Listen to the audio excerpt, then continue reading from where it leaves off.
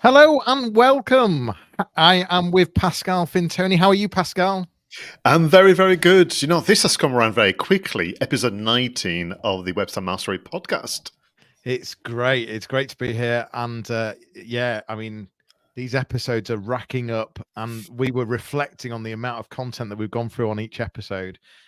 We've covered a lot of boxes, but what's frightening is there's still so much to talk about, which brings us into what are we going to be talking about today. This podcast is all about welcoming the celebration of our new program and the completion of our website best practice webinar series, the 90-day website mastery podcast. We wanted to find a way to continue to share more advice and insights about your website, making it work harder for you and for you to feel proud about your website again.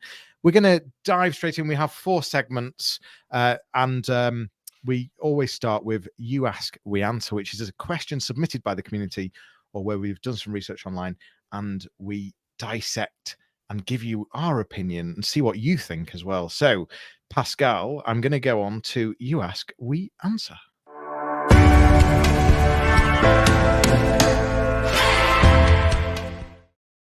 Thank you very much, Jonny, for the introduction. And this question actually is fascinating. Let me give you a bit of background, if I may. This was a question I was asked face to face during a trip down to London for a B2B marketing expo in London. And I was on my phone, as you do, deleting lots of unwanted emails from my inbox. I use, Trend Travels to clear the inbox. And sure enough, in there, on the socials, we saw some of the memes of Elon Musk and his latest outburst during a conference. And I was showing, my screen to my kind of traveling companion. And he was saying, you know what? I've got this Twitter X feed on my website displaying our latest post. And to be honest with you, this platform and its new owner, they are so surrounded by controversies. I wonder whether I should remove the feed off that website so that we don't almost tarred by the summer. And we had a kind of interesting exchange about this idea of you do want to have your business and by extension your website associated with brands that share your values, but what do you do when a brand, by extension the owner, misbehave, shall we say? And therefore, are you likely to have a negative impact on your own personal brand and your own business brand if you have this association where the feed from Twitter X is very, very present on your website? So the discussion was, should I leave the feed or should I remove the feed? So yeah, what do you say? Well, it's interesting because some people listening right now probably have moved away from Twitter and are focusing on the likes of Instagram, the likes of Meta, some very different platforms. But as we know, there is still a huge core audience on Twitter, and it is absolutely right for certain brands. So, and what's the reason I'm mentioning that is because sometimes people don't realize the opportunity that they're missing out on Twitter, because there's absolutely an audience there. It's just about, is it your audience? Is it relevant, etc., etc. In terms of the controversy and whether, you want to be related to that, there's certainly advertisers pulling out. Elon's telling advertisers to disappear as well. I think it comes down to the individual circumstances, which is your audience on there and is your content is it engaging? Are you getting interaction on the platform?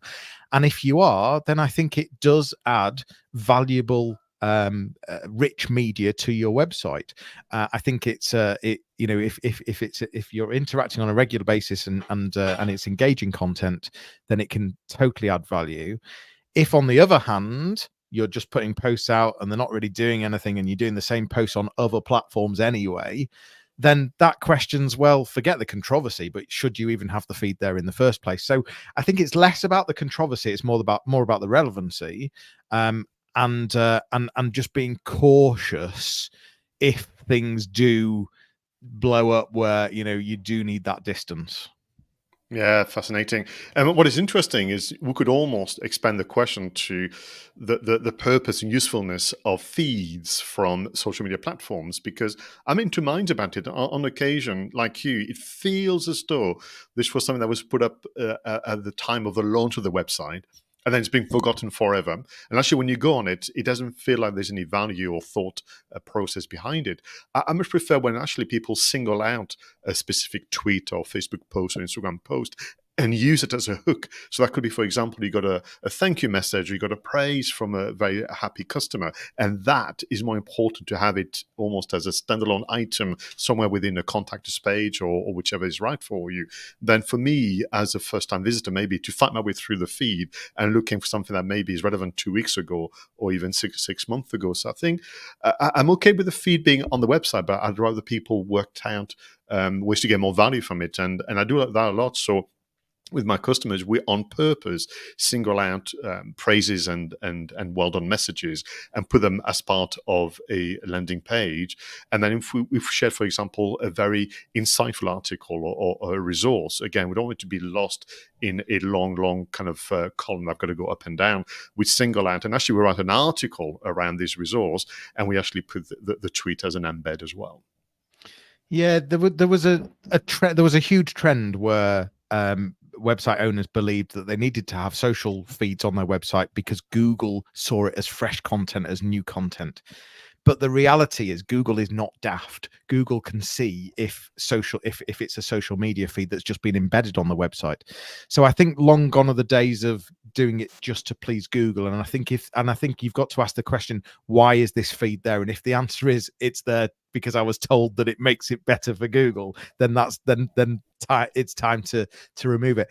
If, on the other hand, you're sort of opening your website visitors to a community that they may not have been aware of, or to content they may not have been aware of, and you'd like to move them to that community, or certainly get them to engage with that community as well, then that's where the value is. So yeah, I do agree here. There's a bigger question.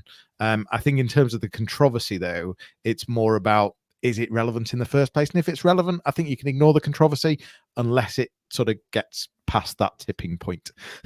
No, completely. If there's evidence like literally that the chap is linked to crime or something like this, but I would imagine he would lose his position. So for viewers and listeners, let us know where you stand with regard to feeds in general from social media on the website. And have you got examples of where it's worked well for you? Have you got an example where you removed them and actually it had a positive impact on the website experience? Jonny, time is against us. Can we move on to our second segment, the website stories?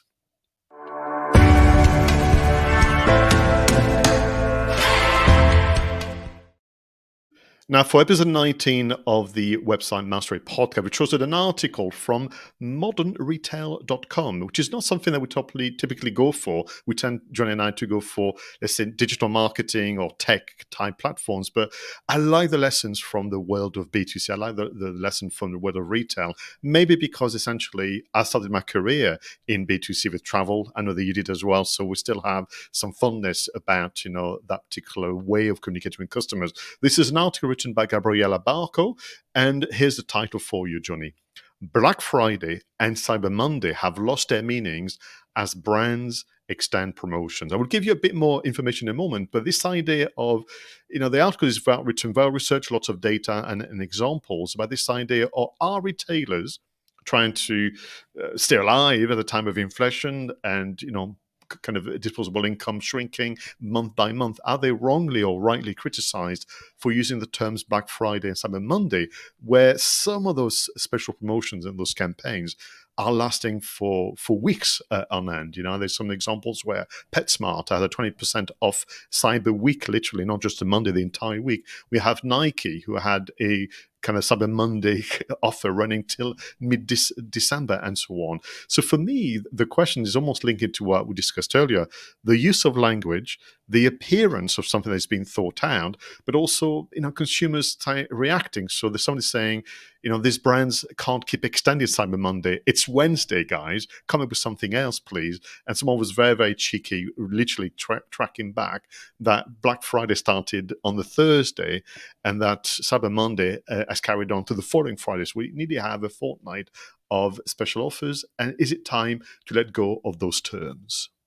Yeah, it's for sure. It's definitely a bit confusing in terms of actually who's doing what offer at what time, and the sort of the consumers are just mind boggled in terms of is this a good offer or is it not a good offer, which is really difficult. And so I think it's about thinking about how you could potentially create your own offers at different times of year where it's got nothing to do with Black Friday at all, nothing to do with, you know, choosing something random in the middle of May, in the middle of June, whatever it might be, and owning a particular weekend or a particular day or week or even whatever it might be, and sort of standing out and saying, look, this is our big sale, this is the big one, and just in some way distancing from because this is a downward spiral.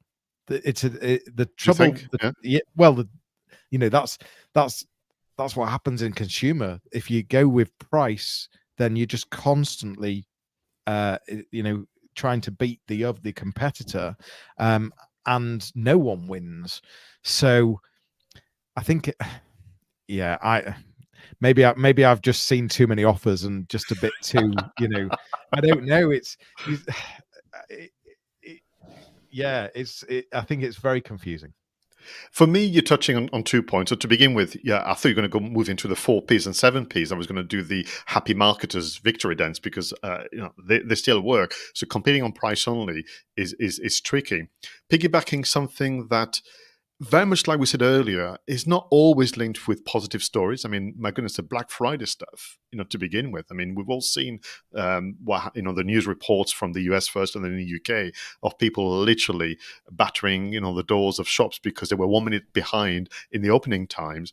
The Cyber Monday, my memory, please correct me, Jonny, was it started maybe 20 years ago because it was literally in and around this idea of delivery times and availability. So basically, the Cyber Monday was in and around, if you don't place your order today, we can't guarantee you're going to get your goods and Christmas presents in time for, you know, the Christmas party and so on.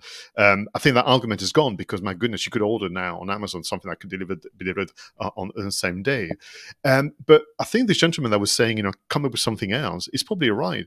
20 years on, is it possible that it was of its time and we must move on? I remember when working in travel, which I mentioned a moment ago, we used to do this thing which had this very unfortunate acronym of bug off. People would probably smile remembering that buy one get one free. So essentially, if you booked one holiday, you can have the other one for free the next year. So something bizarre this. And I resented the fact that my marketing function was reduced at planning discounts all the time, actually not coming up with something creative that would allow people to buy it. And I was always torn. I was probably because you know, I didn't understand all of it. This idea of if you booked a holiday, let's say in February, you paid full price, but if you booked it in June, you got a heavy discount. I was thinking there's some interesting dialogue here to be have about the customer who's loyal enough to book early. What can you do for them? Yeah, you're absolutely right. By the way, I apologize for the background noise. There's some building work going on in this building, and it's not, the timing of it is appalling. And however good my tech is, I'm not sure if it's cancelling everything out. So yeah, you're right with Cyber Monday. It started in 2005. 2005. When you know, well, you said 20 years. It's almost 20 years ago, and you know, online shopping was tiny back then. But you're right. It was, the idea was to get people to realize that if they wanted, if they wanted to shop online and they wanted presents in time for Christmas, this was the day to start doing it. Whereas, you know, now you can order it on Christmas Eve and it'll turn up the same day. So so I think there is time for change. And yeah, for me, it's just so difficult to stand out if you jump on this same bandwagon. And I think there's still a connotation that people just think it's the biggest discounts is on TVs. So it's I think what can you learn from this? The big thing for me is differentiation. How can you not, instead of following and being the follower, how can you differentiate? How can you stand out? How can you own it and make it something that's a bit unique, a bit different, and your own take on it that really gets the true value across and makes it abundantly clear whether something is a real deal or not? And that I think is where to focus the mind. Thank you very much. I mean, interestingly, the article, which again doesn't take a position or cast judgment, just says this is what is happening.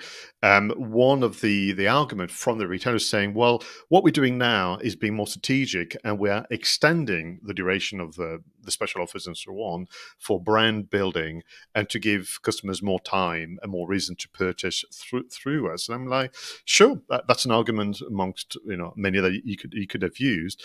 But for me, it's part of this idea of, is it already, or is it been the case for some time that it's just white noise, and that consumers now behaviors and habits are not as seasonal as they used to be? I mean, don't get me wrong, you may have to buy something uniquely for that period of time because, if you go for a skiing holiday or if you go for some holidays. But in general, the way in which online has disrupted this idea of, well, whenever you want it, we can get it to you. You don't have to wait anymore.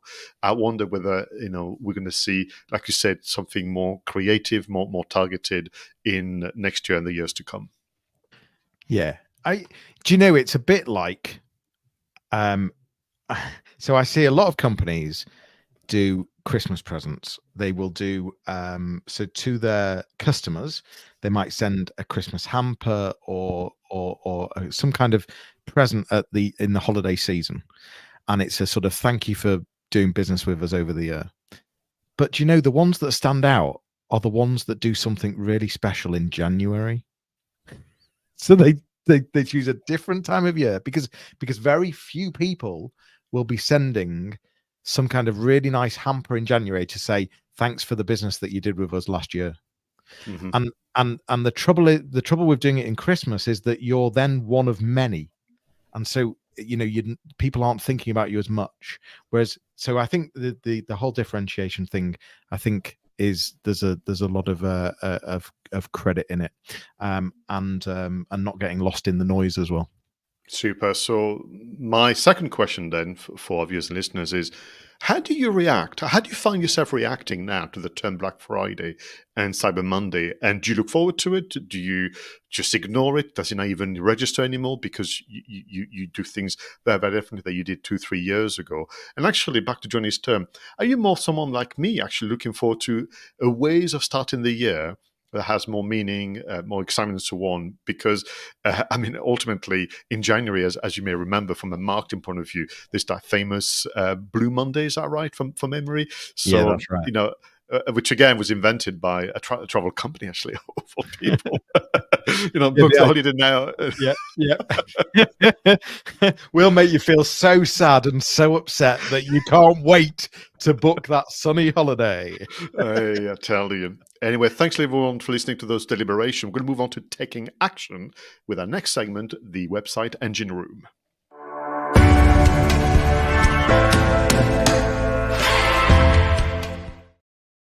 So in each episode, Jonny and I present to you a new app, a new piece of kit that can make life easier as a website manager and content creator. So Jonny, what is your selection?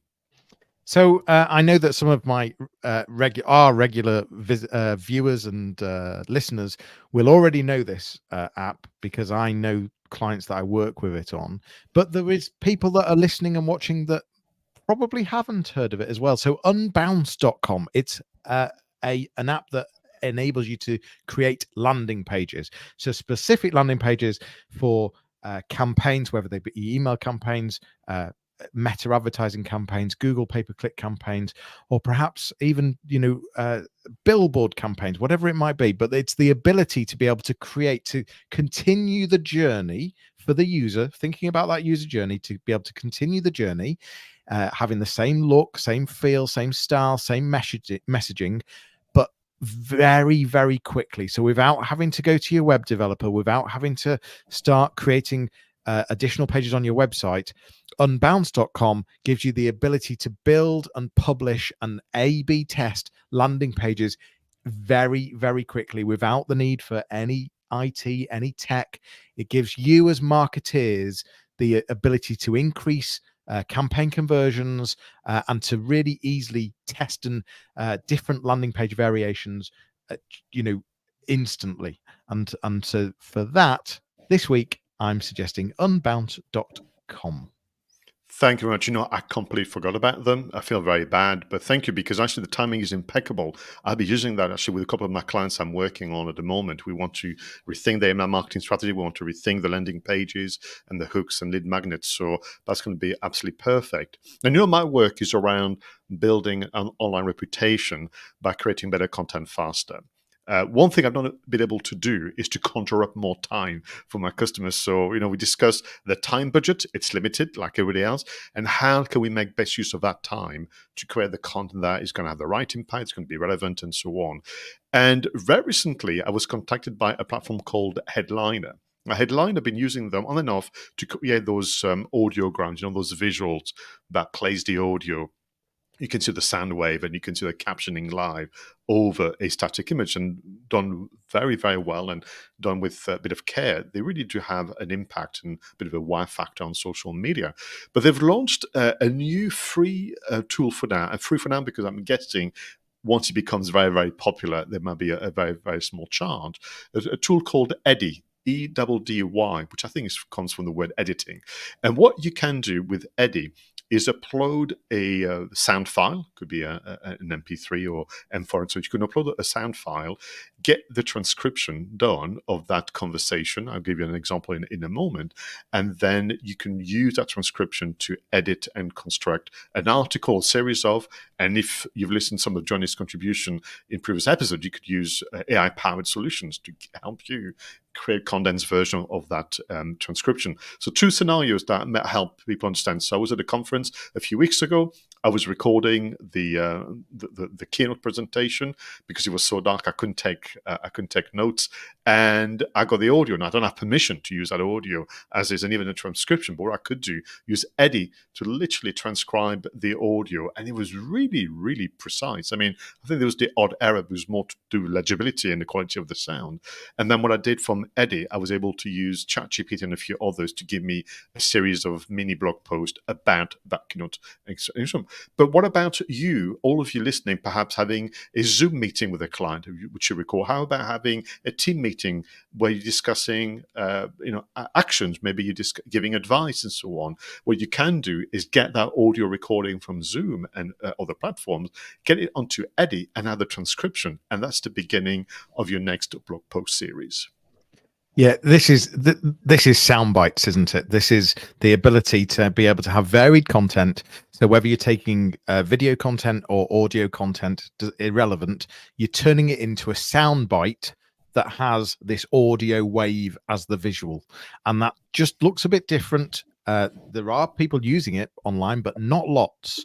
And again, to stand out, to differentiate, you can take these little sound bites. I love the idea of recording an internal team meeting and taking a couple of sound bites that can publicly go out and say, as a team, this is what we were working on today, and this is what our whatever manager said, as long as it's something that can be shared. But how you could turn that into a soundbite and an audiogram, I think, is what people call it as well. Mm-hmm. Where it's this visual wave, brilliant. And having played with the app as well, I really like that suggestion, Pascal. Thank you. And you can do something even more, Jonny. You can do an audiograms that becomes the promo of the transcription of the article that you've created on your website. So the audiogram is picked up on social media. It entices you to want to know more. When you click on the link, you're taken to a transcription that's been edited so that you can't have it word for word, understandably, for a reason that you're about to explain. And then you have a good use of that time. So that team meeting, that one-to-one coaching session with the client, you can anonymize. All those things are what I call content moments. You've got to seize them. Yeah, I like that. And well, you're just making me think, when you're getting feedback from a client, that could be turned into an audiogram as well. There's an advert on the radio that's doing just that right now.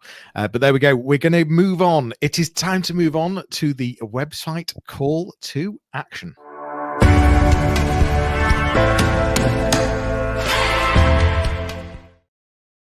So this is the one change, the one adjustment that's going to make a big difference to your website experience and help you feel proud of your website again. Jonny, what is your advice for today? Well, I'm not sure if it's one word or 2 words. I think it's one word. The one word is white space. I'm sure it's one word. White space is my tip for today, because this is about giving clarity to the user, making it really simple, really easy, and making them taking them on a journey, helping them see exactly what they need very quickly and very easily. And the way to do that is lots of white space. And Google's looking at this as well. Google's looking at the proportion of text and image ratios, but also the layouts and the style and how things look on the page. And it's, we use this word clean. You want a website that's clean to look at, and by that we're talking about lots of white space, making it visually easy on the eye, where we can very quickly and easily jump to the right area. And websites are not good at considering white space. So my call to action for this week is have a look at 2 or 3 of your key pages and consider how you could create a bit more white space. What's your tip, your call to action this week, Pascal? So I want to go back to this idea of end of year review, but the purpose being to create new case studies and testimonials for 2024. So what I'd like people to do, so we get this advice, if you recall, 6 months ago. So we're now 6 months later. I want people to look back at their completed projects over the past 6 months and compile a list of contacts to get in touch with in January. Let's give people the space and time. And you want to get in touch with them. And this is what I'd like people to do. Have a Zoom call or similar, record, and use Eddy to give you the transcription so you can edit and create compelling stories that will be featured on your website. And then use Unbounce, mentioned by Jonny, to try different ways in which you can create a compelling landing page using those success stories. But it's really important because we're too busy, all of us, moving on to the next project, to the next client. Take a moment to stop. What has happened the last 6 months? You could even go as far as, have you potentially been a guest speaker at an event? All those things are important for next year's kind of third-party validation. Make the list, contact them in January, record, transcribe, edit, and move on to the next one. Yeah, people buy through stories. It's all about telling the story, and it has to be a compelling story. And the more up to date and the more compelling it becomes. And I think Pascal's absolutely right that we do move on to the next project without really reflecting, and a lot of the time. And reflection is so important. That has been episode 19 of the 90-day website mastery podcast. Thank you so much for joining us. We've covered everything from, should we be controversial? Should we allow the controversy from Elon Musk to put us off using the X Twitter feed, the Twitter/X feed on our website? The answer is, if it's relevant and if your audience are on there, or if there's an opportunity, then there's nothing wrong until it becomes too controversial. Cyber Monday, Black Friday, consider how to stand out and be different. We've given you some great apps and tips, from Unbounce and Eddy Headliner to using white space and reviewing and creating new case studies and testimonials. What another great episode, Pascal. Thank you very much. And you know what's been interesting? So we had this idea of being aware what is happening in your sector and beyond, and making the judgment calls. But this idea of be careful not to be too implicit in your communication. So you have to be explicit and share more, but then you're being challenged about how you lay out that copy. And thank you for the reminder about the white space. And more importantly, try and find a way to use the roads less traveled. So if the entire industry of yours is jumping on the bandwagon of a International Day, of a Cyber Monday, of a Blue Monday, and so on, it is likely that therefore the impact of your own effort will be diminished. Can you, as Jonny mentioned, find ways in the year to actually be the one to stand up from the crowd? And can you be more creative in your attempt? It's, a reminder, the gift of the internet and having a website is to find a way to communicate in a manner that is as unique as you are, and as unique as your business. Please do let us know what you think. Please let us know if there's particular topics you want us to discover, to talk about, if you found a particular article, or maybe there's an app that we've not even mentioned that you think that we should be. But the point of this is we want you to feel proud of your website. We want to take the moment that someone says you're potentially trying to sell something, and they say, what's your website address? And we want to take that moment where your stomach suddenly goes, because you think, oh my God, I don't want to give the website address because it's old, it's out of date, it doesn't really reflect, it doesn't give that compelling story. We want you to feel proud of your website. And that's what this is all about. The 90-day website mastery program is all about making you feel proud about your website again. So please do have a look at 90daymarketingmastery.com. You'll be able to book a discovery call with either myself or Pascal for more information. We'll be back with another podcast episode. In the meantime, feel free to send your questions, share your preferred apps and links to your websites once you've made the changes we've spoken about, because we'd love to give you a shout out. It's bye now from us, and we'll leave you with a fun video and audio montage whilst you go through your notes and actions. Please do make sure that you like, subscribe, comment, do all the things, share the love with us if we are helping you to be inspired and to start feeling proud of your website again. Pascal, it's been lovely seeing you. Thank you very much. We'll see you all soon. Take care. Thanks for watching. Thanks for listening. And thanks for joining.